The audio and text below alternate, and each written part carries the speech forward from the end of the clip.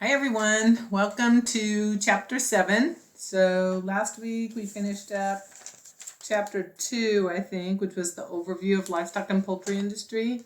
So we're going to start on chapter 7, and that means I skipped a few chapters, 4, 5, and 6, because those have to do with specific commodities from animals.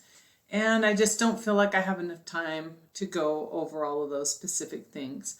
However, I did want to spend a little bit of time talking about chapter 7, which has to do with byproducts of meat animals. And so we're going to spend a little bit of time talking about that. Hopefully I can get through it in 15 minutes. We'll see. But let's see what we have to talk about. So first of all, what is a byproduct? A byproduct is a product that comes from an animal that is typically less value than the major product. Okay, for some of you that might be confusing. So if you have a steer and you're going to turn him into beef, there's a lot more to a steer than just steak and hamburger. There's a lot of bone, there's the hide, there's the internal organs, there's the hooves, there's all the parts of the animal that you would not really consider to be the major product. So the meat on the carcass is the major product. Byproducts are products that are of less value than that major product. And the important thing about byproducts is they are a very important source of income for a processor. And about 8 to 10% of the total value of a fed steer, a fat steer that's going for butcher, is in the byproducts. So like I said, examples of byproducts can be the hide, fat, bones, and internal organs. So let's look at that a little more closely. Okay, so we break down the byproducts into two categories. Edible byproducts are things that humans or other animals consume. So typical edible byproducts, it's a little bit challenging sometimes because some of you don't eat many byproducts. But for example, in beef cattle, we have beef liver, the thymus glands in the neck. We use that to make chorizo, I believe. Tripa is the omasum of cattle. So those are examples of edible byproducts. And then inedible are things that oftentimes are important in terms of the products we get from them, but we don't use them for food. So you can see some examples there of inedible byproducts. So your book has a specific description of variety meats. A variety meat is an edible byproduct. So that would be products originating from the organs and body parts other than the carcass. So like I said, the thymus glands in the neck, the liver, the stomach. In sheep, we use the intestines for sausage casings. So those are examples of variety meats. Okay, so this is kind of an interesting graph or chart, and it just shows you how much of each beef animal is devoted to these other products that you might not think about when we think about having, steak, hamburger, roast beef, something like that from a steer. So this is an 1,100 pound steer, 1,100 pounds. 69 pounds of him is his hide, his skin. Variety meats, which are edible meat that people would consume. Other edible byproducts, 9 pounds. Then we have tallow. Tallow is beef fat. We use beef fat after it's rendered in a lot of fast food restaurants. They use that to fry their French fries. And that is where McDonald's always got the highest rating for their French fries. They didn't really tell people, but it was because they used beef tallow in combination with vegetable oil. And, all those vegans that didn't want to eat any animal products were eating these delicious French fries from McDonald's. And lo and behold, there was beef tallow in them. I don't know if they still have tallow or not, but anyway, it's a cute little story. Inedible tallow is just more tallow because there's a lot of fat on a fed out steer that's been in a feedlot. And fat is worth very little until we can render it and make it useful. So inedible tallow goes on to be made into primary thing you can remember for inedible tallow is soap, like what you wash yourself with. And then we have blood meal, and meat and bone meal. Meat and bone meal, of course, is a good source of protein for swine and poultry in their feed. So here's a kind of a cool picture that shows all the byproducts we get from one steer. And so I guess one of the reasons why I think this chapter is really important is because, we live in our lives and we go to the grocery store and we get food every week, especially now that people are cooking at home. And if you eat meat, then you think of, consuming meat for dinner. But a lot of times we don't realize how dependent we are on animals for more than just food. And anyone who thinks that you can go through a day without using an animal byproduct, you're going to have to work really hard to do that. So read this list and then tell me that you don't believe that we should kill animals for food or otherwise. Because there's a lot of products here that you would have a very difficult time having without animals. So it's very easy to say, I can't eat anything with a face. Okay, you can say that, and you don't have to eat red meat or any kind of meat. But you're going to consume animals whether you like it or not. That's just a fact of the way the world is today. And I think that's an important point for this lecture. We are addicted to animals, whether it's our pets or whether it's what we consume.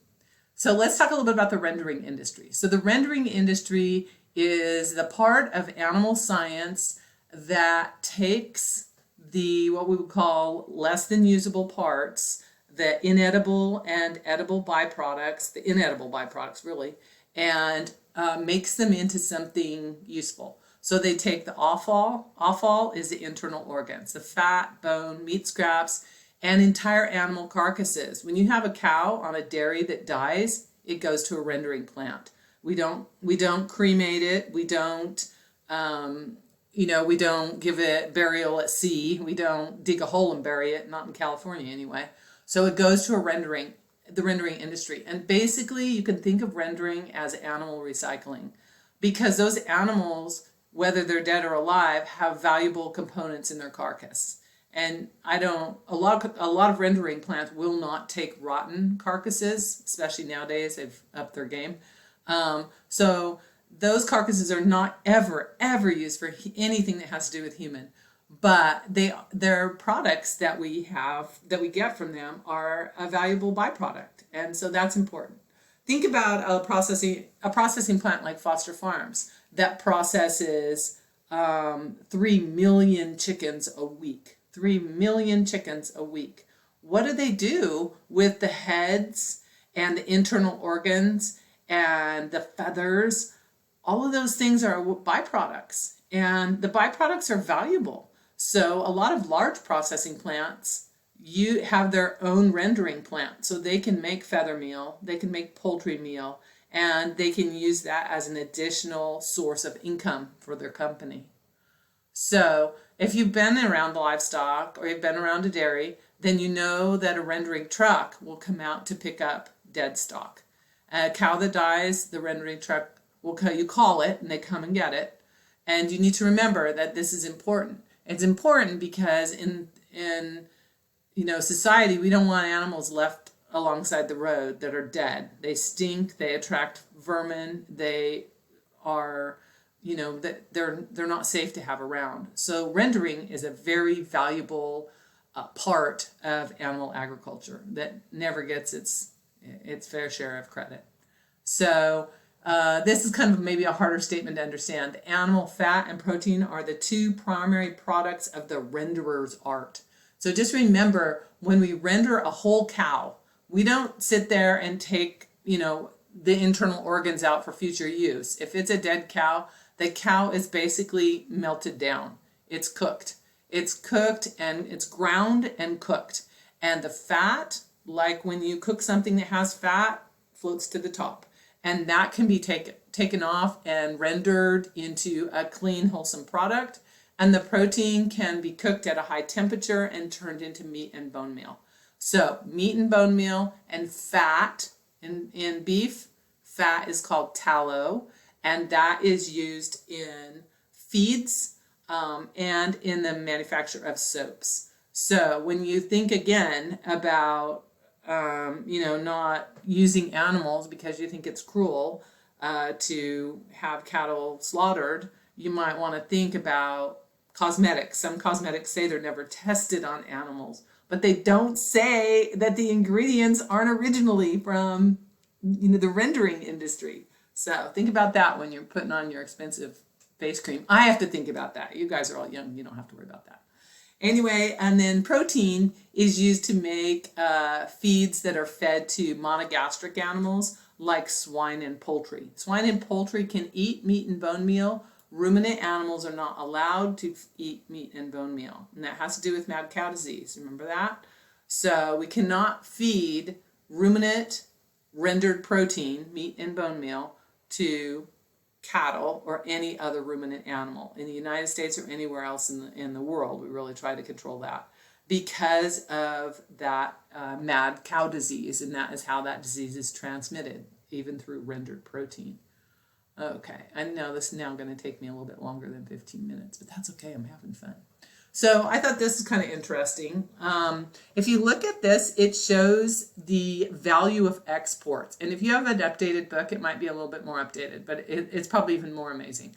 So in 1995, which wasn't that long ago, rendered pig fat in the U.S. was an export, and we export about $29 million of rendered pig fat.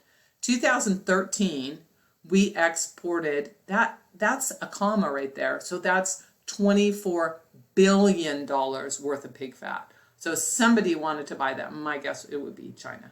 So tallow, remember, is beef fat, beef variety meats, pork variety meats, and cattle hides. And you can all see pretty much the value for everything has increased. But I think the rendered pig fat is the one that has increased by the most. Looks like pork variety meats.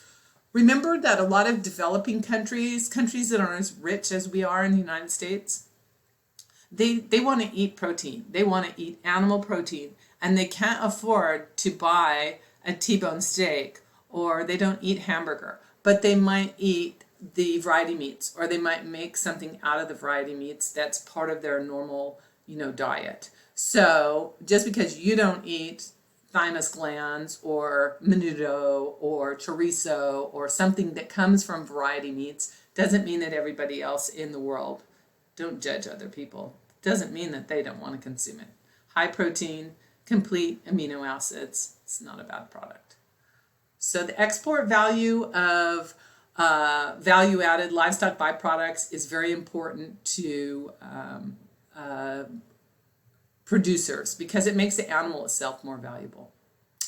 Okay, and it looks like I am going to get through this. So if you do have dead stock, you have an animal die in the United States, there are basically 3 or 4 legitimate ways to dispose of that dead animal. So usually we're going to call a renderer, and the rendering plant is going to send a truck to come and get the animal.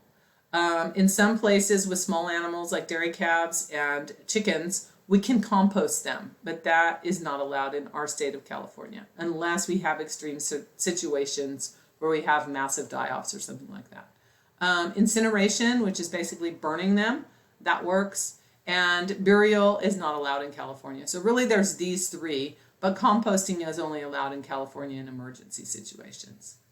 And this slide, I think, is my last slide. And basically it shows how much it costs to get rid of dead animals. And if you look at this chart, you can see, I believe this chart's in your book also, that it is far less expensive overall to have an animal rendered rather than to bury it, to incinerate it, or to compost it. So that is the value of rendering. The rendering industry is a valuable aspect of the livestock industry. You might not think of it that way, and you maybe never thought of it, but it is important. It's an important little hidden side part of animal agriculture. And I think that is going to conclude my slide presentation, and I'm under 15 minutes, barely. All right, I'll see you guys on the next round.